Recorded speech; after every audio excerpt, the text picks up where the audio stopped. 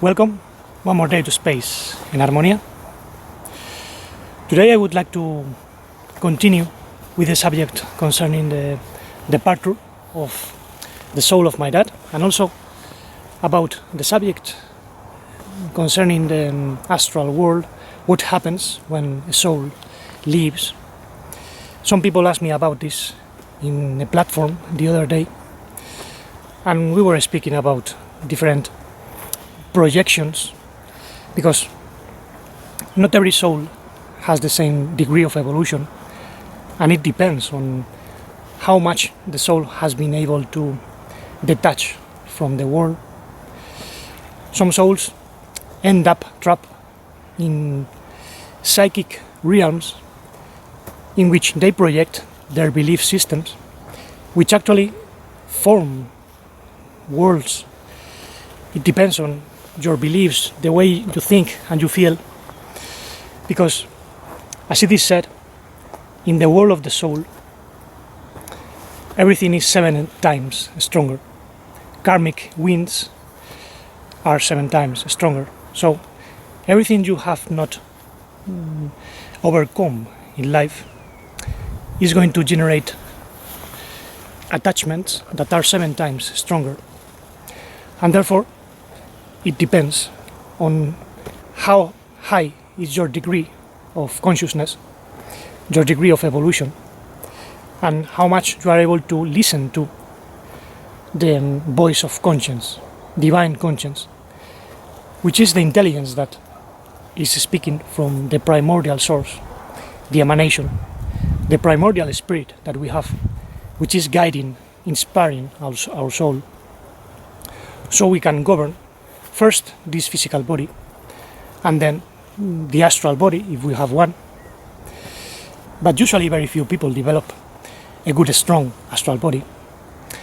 And as I said the other day in this platform, some souls get trapped in the lower vibration realms of the astral world, and in this case they can even try to get our attention by physical means, moving objects or causing certain physical phenomena.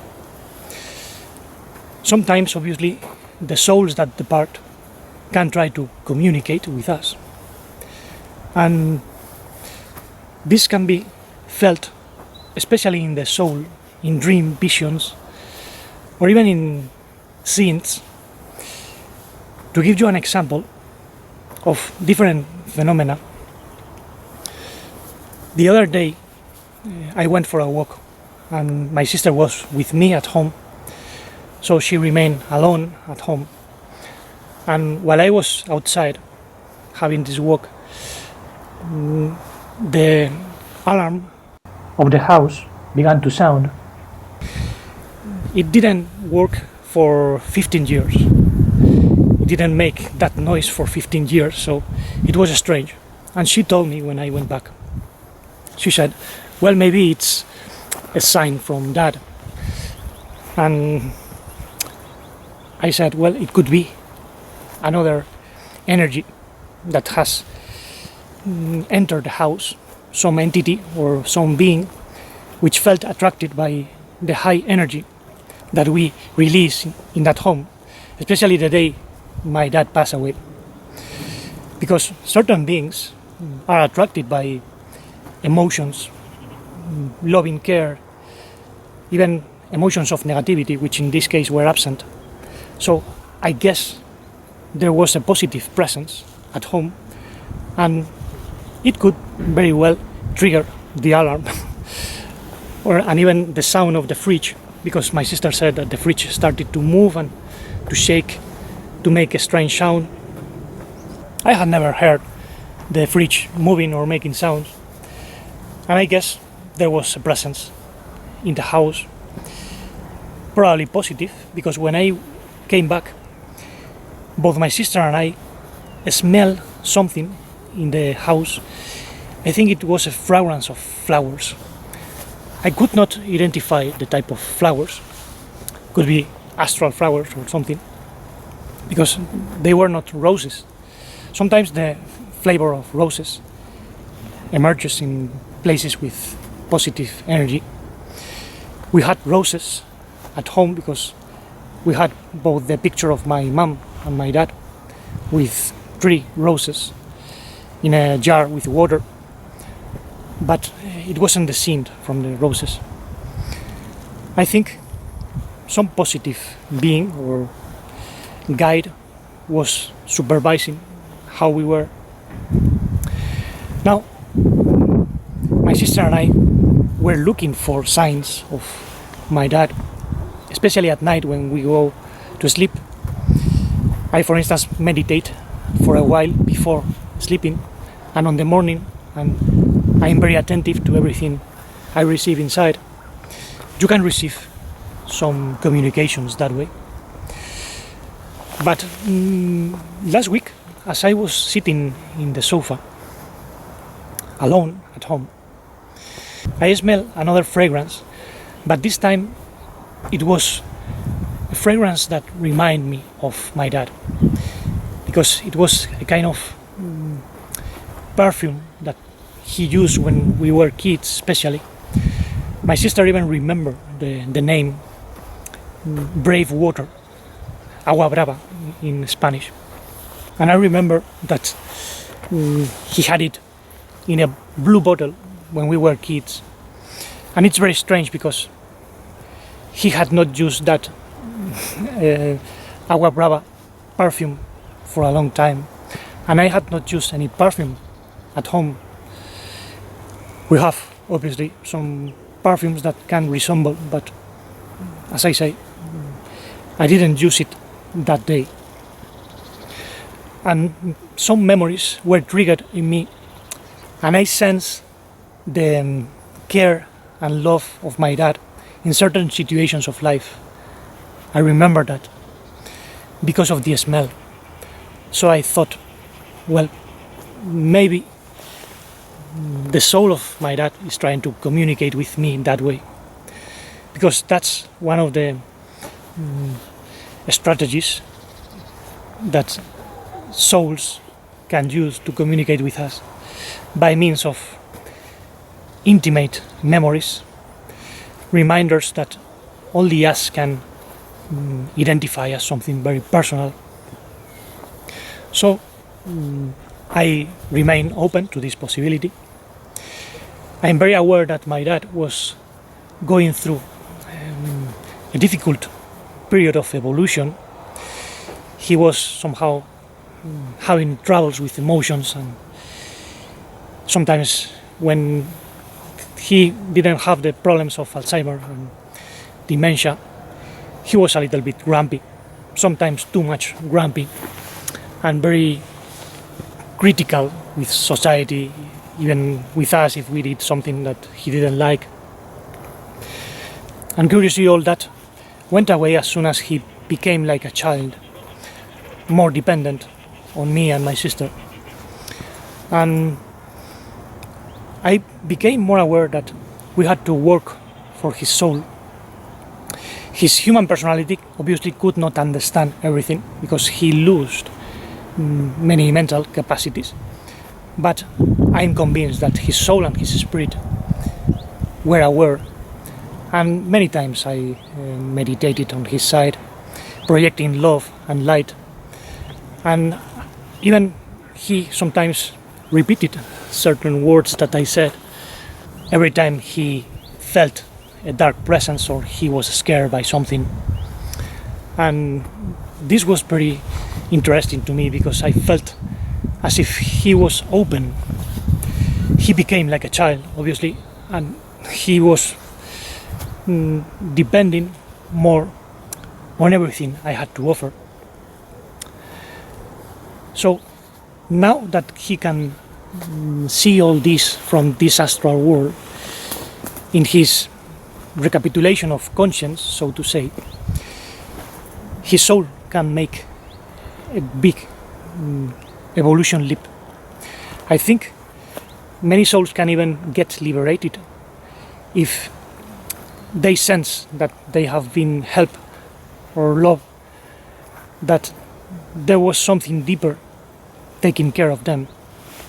So this is why now I'm also doing some recapitulation in my conscience, and I can see perfectly that I had moments in which I lack attention, that I was not as careful as I should have been years ago and even recently. So this is an opportunity to change and evolve as well, because you see all the moments you have spent with your parents, and you see the times in which, well, you might have said something or do something that was troublesome for them or for oneself, and every time you see this, you feel remorse and the need to change. But we have to change now, because past, present and future are an illusion. All takes place now for the soul. The soul can even have extensions in epochs that we consider to be from the past. But no, everything is taking place now. The time of Jesus or Isu takes place now. Medieval times are taking place now for the soul and the spirit. The 19th century takes place now. So the soul can be connected to all this at the same time. This is what some people mistake for reincarnation. It's not that you die and you go to live another life. No, you are living several lives at the same time. And if you don't fulfill the mission in one, this affects the other simultaneously.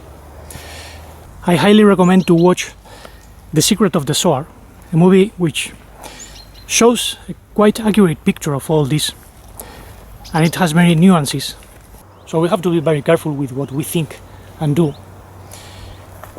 Doing recapitulations of conscience to see in which areas we are weaker, so we can grow and become stronger, because everything is inside us. The full tree of life is waiting to grow fully in ourselves.